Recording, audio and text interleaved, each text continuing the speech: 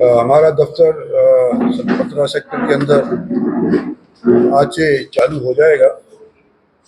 और सबसे पहली जो प्रेस कॉन्फ्रेंस है उसके अंदर मैं इतना ही कहना चाहता हूँ कि जो हाल ही के अंदर भारतीय जनता पार्टी ने अपना संकल्प पत्र या घोषणा पत्र निकाला है,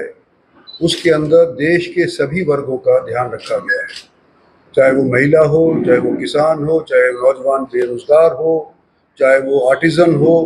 हर किस्म के लोग जो हमारे देश के अंदर बसते हैं, चाहे वो माइनॉरिटी के रहने वाले माइनॉरिटी के हों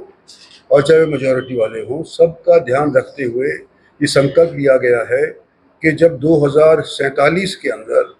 हमारा देश अंग्रेज़ों से आज़ादी के 100 साल प्राप्त कर लेगा, उस टाइम देश एक विकसित देश कहलाने लायक हो जाएगा। और हमने, भारतीय जनता पार्टी ने, हमारे प्रधानमंत्री ने, सब ने ये मंशा जाहिर करी है कि इस मुहिम के अंदर देश का हर नागरिक, नर वीर सारे के सारे इकट्ठे होकर के देश को विकसित बनाने के लिए प्रयास करें। आज के दिन आपसे भी मैं अपील करता हूँ कि इस संकल्प पत्र का एक ब्यौरा या एक कॉपी मैं आपको भी उपलब्ध करवा दूंगा,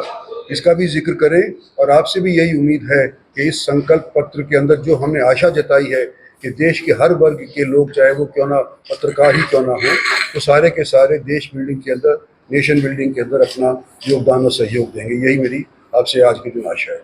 सर, दो मुद्दे यहाँ में सर, शिक्षा और रोजगार। आपने युवाओं के लिए क्या ऐसा मुद्दा रखा, क्योंकि आज के युवा कल का भविष्य है, शिक्षा और रोजगार में आपने क्या क्या रखा? देखो, हमारे विश्व के अंदर इंटरनेशनल, मतलब वैसे जोग्राफिकली तो छोटा नहीं हुआ है हमारा विश्व, लेकिन क्योंकि साधन बढ़ गए हैं, एयरलाइंस के माध्यम से एक दूसरे देशों के आना जाना काफ़ी ज़्यादा हो गया है, तो हमने हाल ही के अंदर नवंबर 23 तारीख को एक गजट नोटिफिकेशन निकाला है, जिसके अंदर ये कहा गया है कि देश की जो 500 सबसे अव्वल यूनिवर्सिटीज़ हैं, वो अगर देश के अंदर आकर के अपना कॉलेज, अपनी संस्था अगर खोलना चाहती हैं और हमारे यहाँ के कॉलेजों के साथ अगर वो तालमेल बिठा करके पार्टनरशिप करना चाहती हैं, तो वो आज 23 नवंबर 2023 से वो सक्षम हैं। और कई जगहों के ऊपर इसका ऐसा फ़ायदा हो रहा है, चाहे वो महाराष्ट्र के अंदर हो, चाहे वो तमिलनाडु के अंदर हो, तो कई यूनिवर्सिटी, चाहे वो ऑस्ट्रेलिया की हों और चाहे वो अमेरिका की हों या यूरोप की हों, आने लग रही हैं। तो आने वाले समय के अंदर जो हमारे बच्चे लोग कॉलेजेस के अंदर, अब देखो, आप याद करो कि 99% तक कट ऑफ हो जाता है, तो जो स्कूल का बच्चा कॉलेज के अंदर जाने की कोशिश भी करता है, उसको दाखिला नहीं मिलता, तो वो सारे के सारे यहाँ से उठ कर के और विदेश चले जाते हैं, चाहे रशिया चले जाते हैं, चाहे स्लोवाकिया चले जाते हैं, या पिछले दिनों के अंदर कजाकिस्तान और यूक्रेन भी जाने लग रहे थे। तो वो सारी जो हमारी ब्रेन ड्रेन यहाँ से जाने लग रही थी और हमारे दिमाग वाले बच्चे बाहर जाकर के काम करने शुरू करे थे, उसको रोकने के लिए ये हमने एजुकेशन के वास्ते बच्चों के लिए एक नीति एक स्थापित करी है। देखो, किसान आज के दिन कई जगहों के ऊपर खफा हैं। इसके अंदर ये ज़रूरी नहीं है कि भी दूसरे किसान जो हैं वो भारतीय की जनता पार्टी के पक्ष में नहीं। एक वर्ग किसान का हो सकता है खफा नज़र आ रहा है, लेकिन दूसरे जो वर्ग हैं वो भी कमेरू वर्ग ही हैं, किसान के ही हैं बेटे, वो भी सारे के सारे भारतीय जनता पार्टी के साथ खड़े हैं। तो राजनीतिक माहौल आज के दिन है, उसके अंदर थोड़ी चर्चाएं राजनीतिक तौर के ऊपर किसान की एक वर्ग करने लग रही। देखिए, जो कोई डेवलपमेंट चाहता है तो थोड़ा कर्जा तो उसका बढ़ेगा ही बढ़ेगा,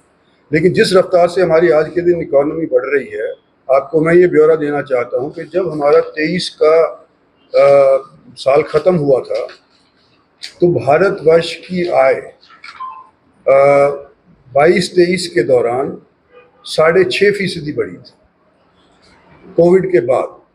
पहला साल जिसके अंदर मतलब मामला ठीक ठाक सा लगा, तो 6.5% भारतवर्ष की आय बढ़ी थी, कंपेयर टू अमेरिका जिसकी 2.5% से अधिक नहीं थी, कंपेयर टू ब्रिटिश आइल्स यानी ब्रिटानिया जो साम्राज्य था, उसकी 2% ही बढ़ी थी,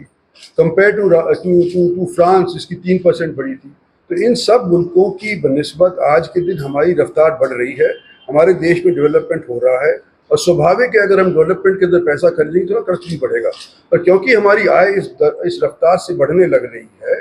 तो हमारे को इसको भुगतान करने के अंदर कोई आपत्ति मेरे को नहीं समझता कि आने वाले समय में होगी।